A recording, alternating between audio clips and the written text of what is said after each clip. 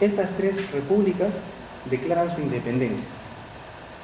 Y yo me acuerdo nítidamente de eso porque compré unas estampillas de la primera emisión de esas repúblicas. Y fue un hecho histórico, ¿no?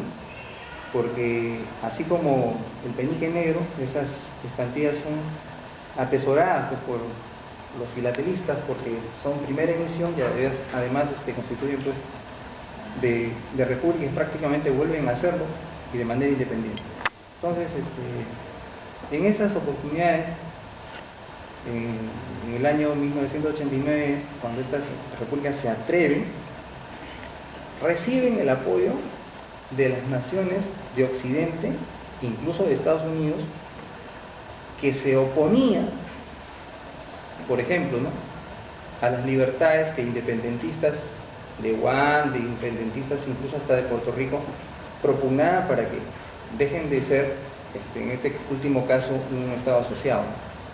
Entonces, lo contradictorio de la política respecto a estas decisiones que involucran a naciones, involucran a estados, no son lo mismo, pero en este caso sí, porque Letonia, Estonia y Lituania eran naciones-estado. Entonces, ellos, cuando ya la Rusia soviética pierde el poder que tenía, salen de esa esfera y ya no puede Rusia oponerse porque estaba sumamente débil. Acuérdense ustedes de que las tibias reformas que hace Gorbachev con la perestroika y el glasnost termina por causar un golpe de Estado fallido que fortalece a Boris Yeltsin, quien posteriormente se hace de poder, ¿no? Entonces, en esa oportunidad ya estas tres repúblicas estaban presentes y cuestionando el tratado en que habían sido incluidas en esa división del mundo del año 1940, logran su independencia. Ahora, estos temas, como ustedes pueden apreciar, tienen su origen en los inicios del siglo XX, las primeras décadas del siglo XX, pero las consecuencias se sostienen durante todo el siglo y aún hasta ahora. Hoy en día tenemos que la Rusia soviética no existe, pero sin embargo existe una comunidad de países alrededor de ella que todavía hacen fuerte a esa zona del mundo y determina decisiones políticas, y está dentro del grupo de los 8, que es el grupo más importante que sigue en la política mundial, ¿no? Ahora, internamente Rusia, después de incorporarse, digamos, en el poder del Partido Comunista, cambia, mejora, o el pueblo ruso tiene alguna posibilidad, digamos, de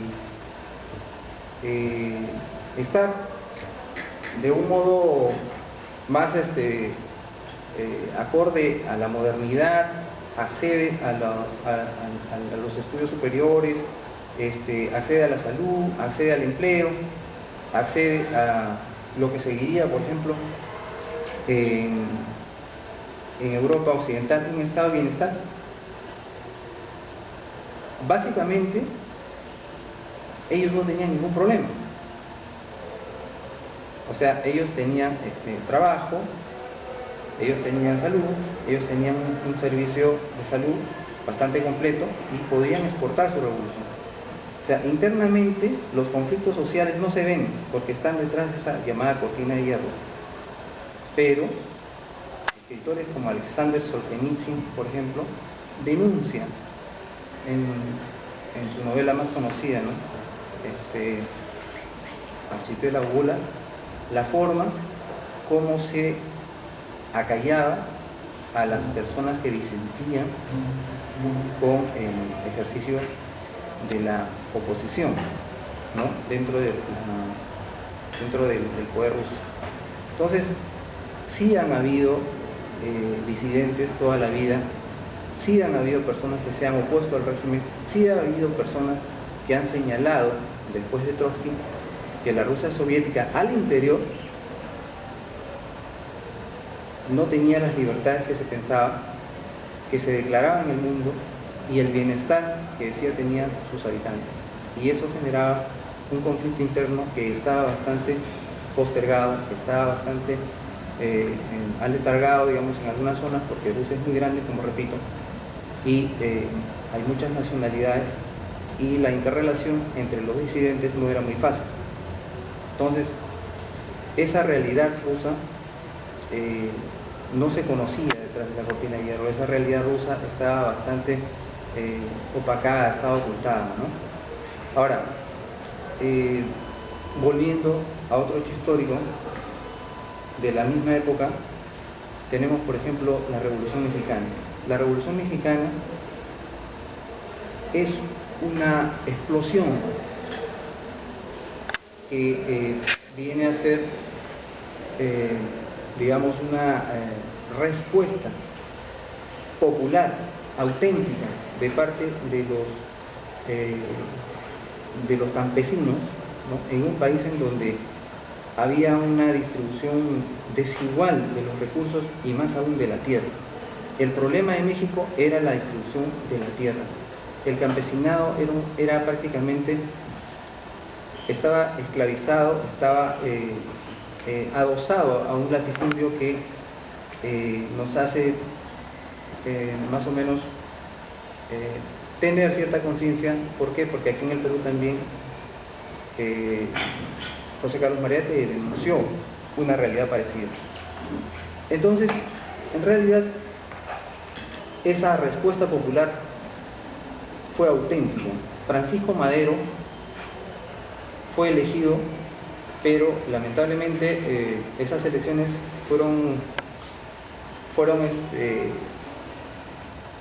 elecciones amañadas, y Francisco Madero luego es asesinado.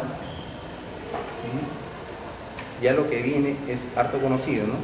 El tema del se erigen auténticos líderes comarcanos que luego toman una importancia nacional, como Zapata, por ejemplo, Villa, ¿no?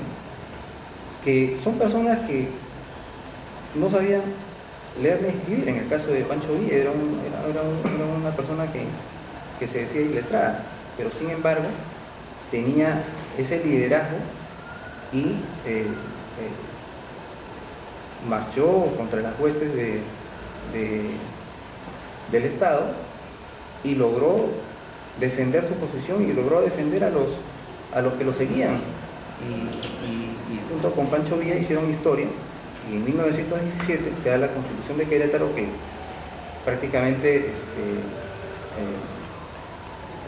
es la constitución en esa época de las más adelantadas del mundo, y reconoce socialmente a los hijos de México, ¿no?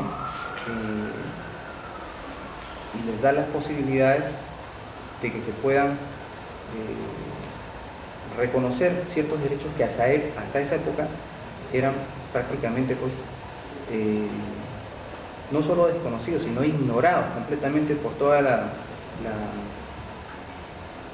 ciudadanía mexicana. Es más, no existía una ciudadanía tal como ahora nosotros la podemos entender, ¿no?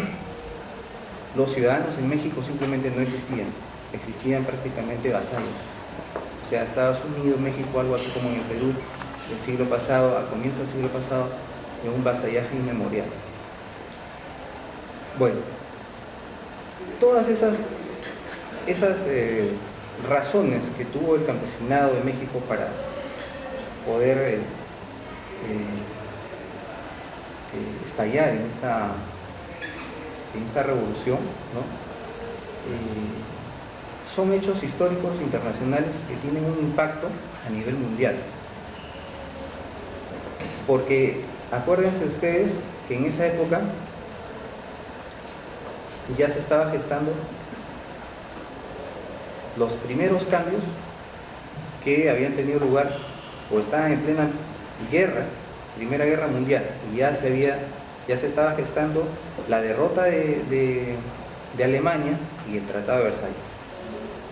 Alemania, yéndonos al viejo continente, como una potencia de primer nivel que disputaba, como decía al principio, a Inglaterra y Estados Unidos un lugar en el mundo, y en el mundo que en ese momento, bajo una actitud imperialista, no se dedicaba a poner dineros aquí o allá, como después conocimos al imperialismo, sino físicamente, de manera